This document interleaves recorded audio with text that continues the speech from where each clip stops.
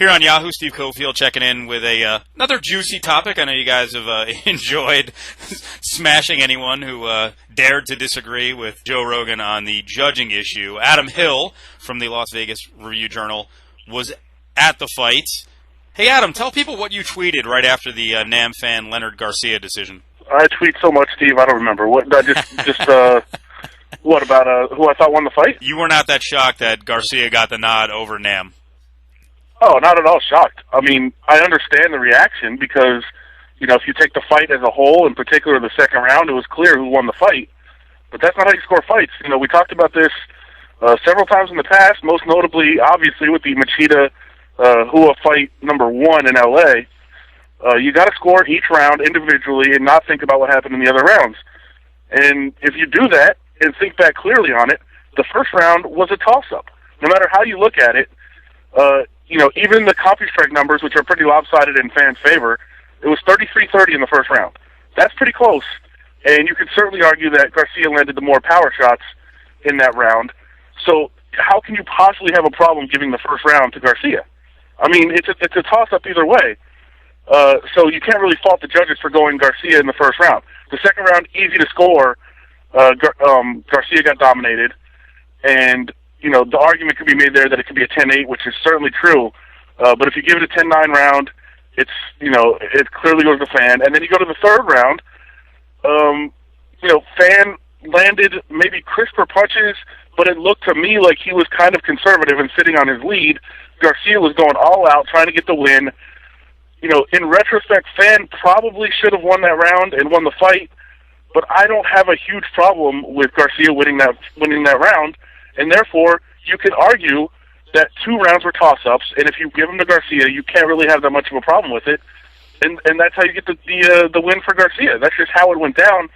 And I think the immediate reaction is, wow, Phan clearly dominated the fight as a whole, and he probably did. That's not how you score fights. Well, I'm so glad you brought up Hua and Machida, because I think you had the same deal going that night. If I remember correctly, you thought Machida won the fight. And here's the deal, folks, for you guys listening who are hardcore fans. And this is why I bring boxing into the discussion, because I've covered boxing for a long time. The announcers on HBO, just like Joe Rogan, if they go in one direction, the audience gets incredibly slanted. You need to watch fights with the sound down. And if you remember, the outrage over Hua and Machida emerged because Joe Rogan was so loud in disagreeing with the decision, just like he was here. So you guys are falling victim a little bit to the slant that the announcer gives. And I'm not saying Rogan's wrong, but he brings it strong, and I think the influence is overwhelming in this case, and now it's kind of building in the last couple of days, Adam. Yeah, you're right, and the people in the arena don't hear the announcers, and they made their own conclusions. But like I said, I think that has a lot to do with you're in the arena, you're pumped up, you're watching the fight. Same with at home. I mean, you get excited for it, and you saw that Phan so clearly won one of the rounds. The other 2 were toss-ups. In your head, I think it's easy to just go, wow, Phan won the fight. But you really have to step back and analyze. And I know you want to get into it in a minute. I had a conversation with Keith Kizer today, but one of the things he pointed out is in your head, if you're watching a fight, you're kind of colored by the previous round. So when you're watching the third round, in your mind you're thinking, Phan is winning this fight, so he's winning this round. And it's difficult to erase that when you're trying to score each round separately. And I think that happens with a lot of fans. You know, they criticize these judges, but these judges are trained to do what they do, regardless of what people think.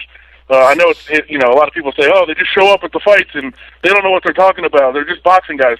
It's not really true. They actually do go through some training, and they do know a little bit of what's going on. And you know, they're scoring the rounds individually like they're instructed to do, and it's tougher for fans to kind of see that. And here's the deal on the fight.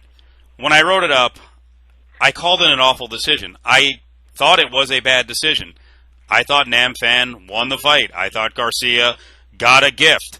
My issue is when people start talking about corruption and a sport being ruined. Adam, let me ask you, the Nam Phan Leonard Garcia decision, do you see UFC 124 pay-per-view buys being reduced significantly because of the fight?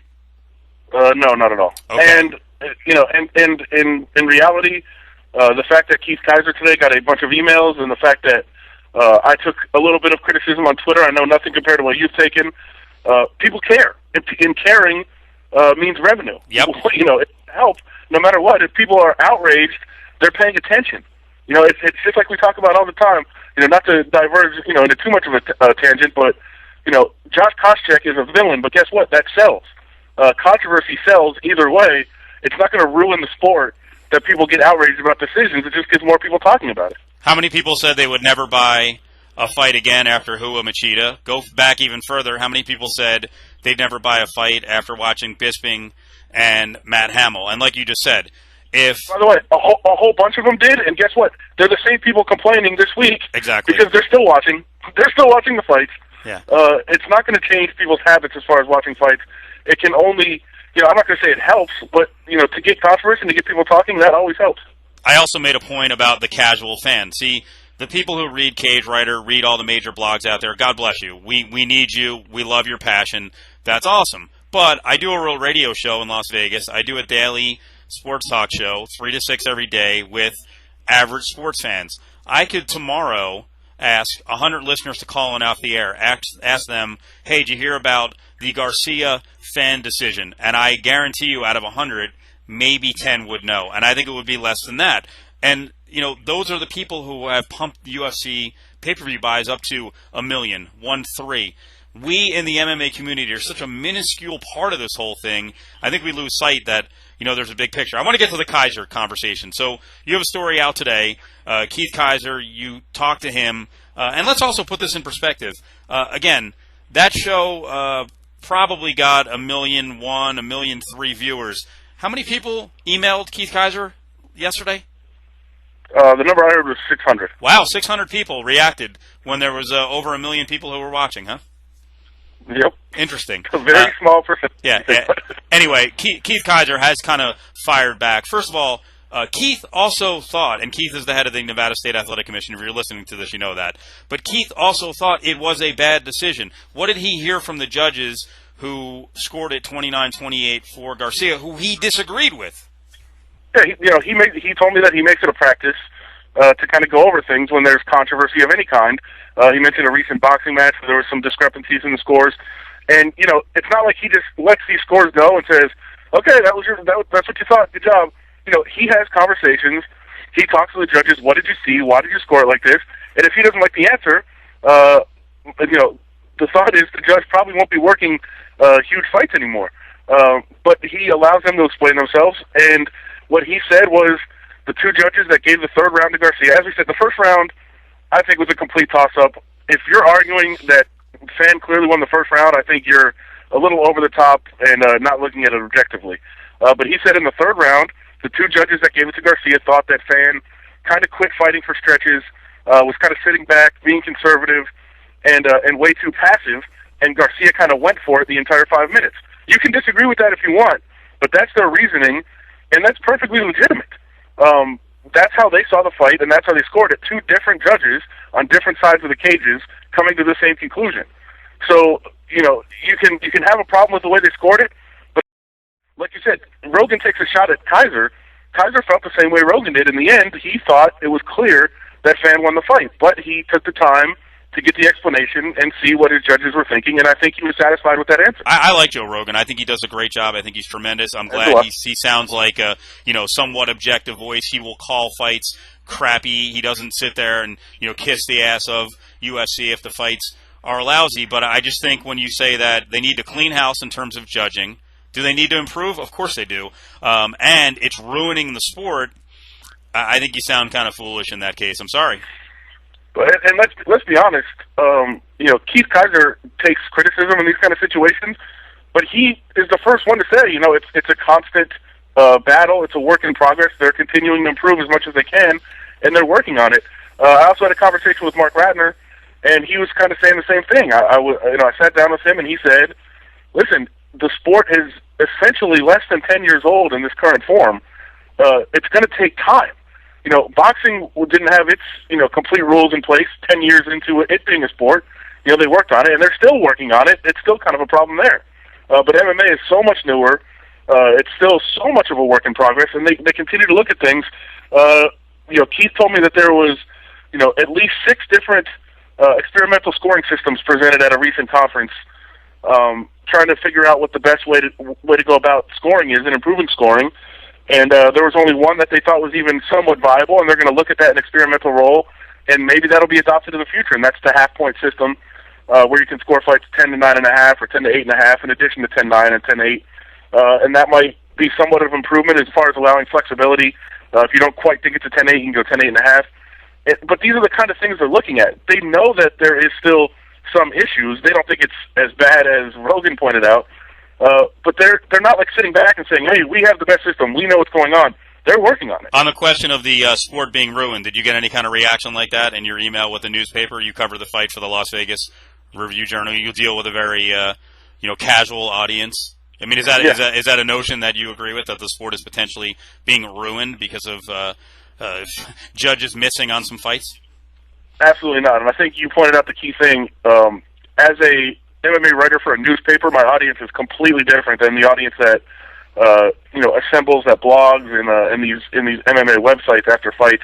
It's a completely casual audience, and if you're going to blogs, you're hardcore. It's a completely different set of viewers. My audience said, "Hey, that was a great fight." The couple of emails I got, "Wow, that was a great fight," and they, I got 2 emails asking why the scoring goes that way and why were people so mad, and I just sent back explanations. Saying it goes round by round. Sometimes people are colored by the fact that one guy dominates one round and the other 2 are toss-ups, and they get kind of fired up about it. That's the kind of people that are the vast majority of MMA audience. That's not how hardcores like to view it, but that's the simple fact, and that's most of the people that are watching are in that vein. They're not going to message boards and chat rooms and screaming about decisions like this. It's not the case. To be honest, I mean, that's what MMA needs to rely on. They've got the hardcores. They're not going anywhere. Mm-hmm. It's these casual fans that you need to keep growing your popularity with and keep targeting. That's how you're going to grow. That small percentage of hardcores that we talk about, there's no need to target them. And the casual fan isn't going to be caught up. They're not going to work Monday morning furious about this decision on Saturday. They're going to work saying, "Wow, these guys were really slugging at each other. They were going at it." They don't care about the decision. They really don't. And yep. and it's tough to say that. I know it's tough for people to hear that care about the sport as much. You and I are hardcores, really, when you think about it, but we're not. That's not who you have to target when you're talking, when you're doing media, and that's not who the UFC has to target. So, it's a completely different, set of eyes that are looking at this, and I think, hardcores need to kind of appreciate that. So in summation, at least for me, I don't dislike Joe Rogan. Joe has every right to complain about judging. The judging, of course, it needs improving. Here's the bottom line, though. The passion from everyone who's listening to this right now, it's great. But the childish stuff sometimes of threatening media members, talking about how people know nothing about the sport. We're all entitled to our own opinion. It's a very subjective process. That's the way judging works. And I know people hate to hear this, but it is like boxing. The problem is it is a smaller sample, and you are open to potentially more errors when you only have 3 rounds to judge instead of 10, 12, and 15. And here's the other part of it. Cut the crap with the judges are corrupt. Until we have proof that dozens of judges are on the take, there's gambling scandals, we don't have that. So everyone, dial it down just a little bit. It's great that we get worked up over this. It's great that, the 5th fight, from the main event generates this much interest, but easy.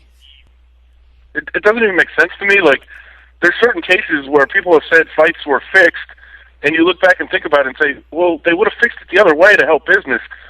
People are going to watch Leonard Garcia no matter what, but if you give Nam Phan a win over him, I think his marketability only soars, so why would you not fix it in his favor?